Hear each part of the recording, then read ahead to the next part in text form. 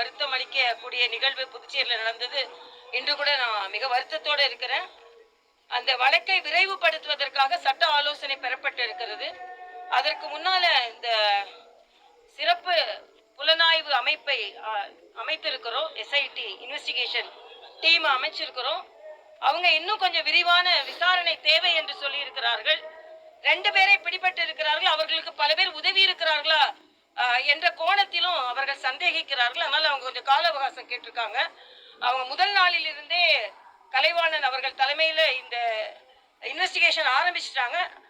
ஆனா அதுக்குள்ள இன்னும் விஞ்ஞான ரீதியாக சில டெஸ்டுகள் வருவதற்கு கொஞ்சம் நேரம் எடுக்குது. ஏன்னா எல்லாத்தையும் விரைவுபடுத்தலாம், ஆனா விஞ்ஞான பரிசோதனைகளை விரைவுபடுத்த முடியாது.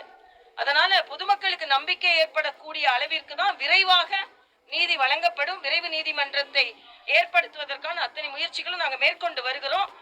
நாளைக்கு கூட முற்றிலுமாக போதை தடுப்பு அதிகாரிகளோடு ஒரு விரிவான கூட்டத்தை நான் நடத்துகிறேன். மாலை இன்னைக்கு நான் அறிவித்ததை போல ஒரு விழிப்புணர்வை ஏற்படுத்துவதற்கான ஒரு முயற்சி மேற்கொள்ள போகிறேன். அதனால இதை போல பலர் பாதிக்கப்படக்கூடாது என்ற ஒரு நிலையில் நாம் இருக்கிறோம். இல்ல, நான் போராட்ட உணர்வை நான் மதிக்கிறேன். போராட்டம் வேண்டாம்னு நான் சொல்லல.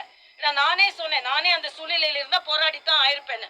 ஆனா நான் அந்த அம்மாவுக்கு போய் நாங்க வாக்குறுதி கொடுத்த உடனே மற்ற தாய்மார்கள் எல்லாம் அதை ஒத்துக்கொண்டார்கள். நிச்சயமாக ஒரு ஆளுநரே வந்து எங்களுக்கு அந்த குழந்தைக்கு அஞ்சலி செலுத்திட்டு உறுதி கொடுக்கும் பொழுது, அதனால்தான் நான் விரைவு நீதிமன்றம் என்று சொன்னது. பெண்களுக்கு அவர்களுக்கு என்ன கொடுமை நடந்தாலும் அதற்கு விரைவாக அவர்களுக்கு ஒரு தீர்ப்பு கிடைக்கும் என்ற ஒரு நம்பிக்கை அவர்களுக்கு வர வேண்டும் என்பதுதான். அவர்களின் உணர்வுகளோடு நான் ஒத்து போகிறேன், மதிக்கிறேன்.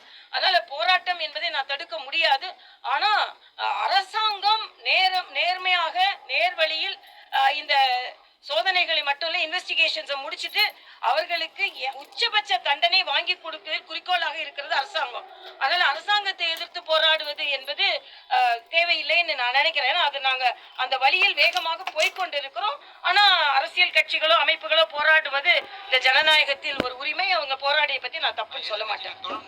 சட்டம் ஒழுங்கு சரியில்லை, இல்ல, சட்டம் ஒழுங்கெல்லாம் சரியாதான் இருக்கு, அதெல்லாம் கட்டுக்குள் தான் வைக்கப்பட்டு இருக்கிறது. இந்த மாதிரி போராட்டங்கள் நடக்கும் பொழுதுதான் சில பிரச்சனைகள் வருகிறது. அதனால இப்ப நானே ஆளுநர் மாளிகைக்கு முன்னால உள்ள பேரிகார்டு எல்லாம் எடுத்துட்டேன். ஏன்னா சாதாரண பொதுமக்கள் அதுக்கு முன்னால வந்து புகைப்படம் எடுக்கணும்னு. ஆனா இன்னைக்கு பாத்தீங்கன்னா எல்லாரும் ஆளுநர் மாளிகையை சூழ்ந்து அது தேவையான்னு எனக்கு தெரியல. பட் ஏன்னா நாங்க எல்லாருமே சேர்ந்துதான் உழைத்து கொண்டு இருக்கிறோம்.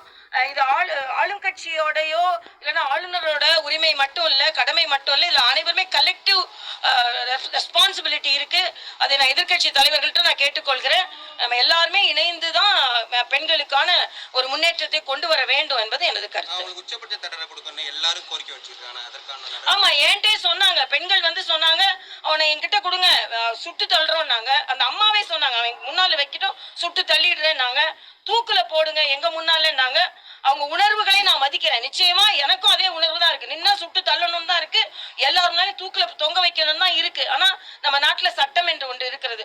ஆக உணர்வோடு நான் அதில் ஒத்து போனா கூட சட்டத்தோடு நான் அதை உடனே அப்படி சொல்ல முடியாது. எனக்கு சில வழிமுறைகள் இருக்கிறது, அதையெல்லாம் நம்ம பின்பற்ற வேண்டி இருக்கிறது. ஆனாலும் அந்த பெண்களின் விருப்பத்திற்கு ஏற்ப, அவங்க எல்லாம் அவங்களுக்காக கேட்கல, அந்த பெண்ணுக்கு நீதி கிடைக்க வேண்டும் என்று கொந்தளிப்பில் கேட்கிறார்கள். அதனால் உச்சபட்ச தண்டனை நிச்சயமாக வாங்கி கொடுக்கப்படும் என்பதையும் நான் தெரிவித்துக் கொள்கிறேன். சட்டமே அதைத்தான் சொல்கிறது. இப்ப போஸ்கோல வழக்கு பதிவு செய்யப்பட்டிருக்கிறது, சிறப்பு நீதிமன்றத்திற்கு முயற்சி மேற்கொள்ளப்பட்டிருக்கிறது, எஸ்ஐடி ஃபார்ம் பண்ணப்பட்டு இருக்கிறது. போதைப் பொருள் ஏற்கனவே கட்டுக்குள் தான் இருக்கு, ஆனாலும் இன்னும் கட்டுப்படுத்துவதற்கான முயற்சிகள் மேற்கொள்ளப்படுகிறது. தமிழகத்தில் பிடிப்பட்ட சில போதை ஆசாமிகளின் தோழர்கள் அங்கே இருக்கிறார்கள் என்ற செய்தி எங்களுக்கு வந்திருக்கிறது. அதுவும் இரும்பு கரம் கொண்டு ஒடுக்கப்படும் என்று நான் தெரிவிக்கிறேன்.